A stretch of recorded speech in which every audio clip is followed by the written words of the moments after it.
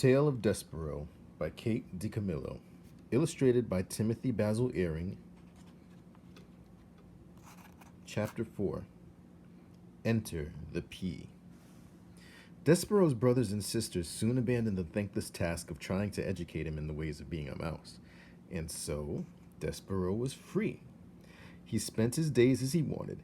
He wandered through the rooms of the castle, staring dreamily at the light streaming in through the stained glass windows. He went to the library and read over and over again the story of the fair maiden and the knight who rescued her. And he discovered, finally, the source of the honey-sweet sound. The sound was music. The sound was King Philip playing his guitar and singing to his daughter, the Princess P, every night before she slept. Hidden in a hole in the wall of the princess's bedroom, the mouse listened with all his heart. The sound of the king's music made Despereaux's soul grow large and light inside of him.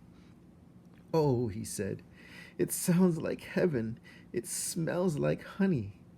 He stuck his left ear out of the hole in the wall so that he could hear the music better, and then he stuck his right ear out so that he could hear better still.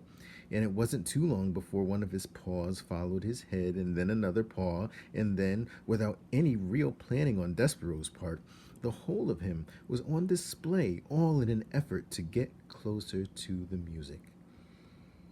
Now, while Despereaux did not indulge in many of the normal behaviors of mice, he did adhere to one of the most basic and elemental of all mice rules: do not ever, under any circumstances, reveal yourself to humans. But the music made him lose his head and act against the few small mouse instincts he was in possession of, and because of this, he revealed himself, and in no time at all, he was spied by the sharp-eyed Princess P. "Oh, Papa," she said, "look, a mouse!" The king stopped singing. He squinted. The king was nearsighted. That is, anything that was not right in front of his eyes was very difficult for him to see. "Where?" said the king. "There," said the Princess P. She pointed. "That, my dear P, is a bug, not a mouse. It is much too small to be a mouse." "No, no, it's a mouse." "A bug," said the king, who liked to be right. "A mouse," said P, who knew she was right.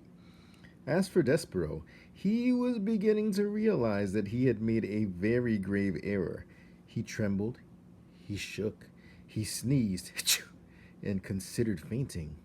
"He's frightened," said the P. "Look, he's so afraid, he's shaking." "I think he was listening to the music." "Oh, play something, Papa."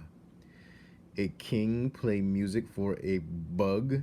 King Philip wrinkled his forehead. "Is that proper, do you think? Wouldn't that make him into some kind of topsy-turvy, wrong-headed world if a king played music for a bug?" "Papa, I told you, he's a mouse," said the P. "Please?" "Oh, well. If it will make you happy, I, the king, will play music for a bug." "A mouse," corrected the P. The king adjusted his heavy gold crown. He cleared his throat. He strummed the guitar and started to sing a song about stardust. The song was as sweet as light shining through stained glass windows, as captivating as the story in a book. Despereaux forgot all his fear. He only wanted to hear the music. He crept closer, and then closer still, until, reader, he was sitting right at the foot of the king.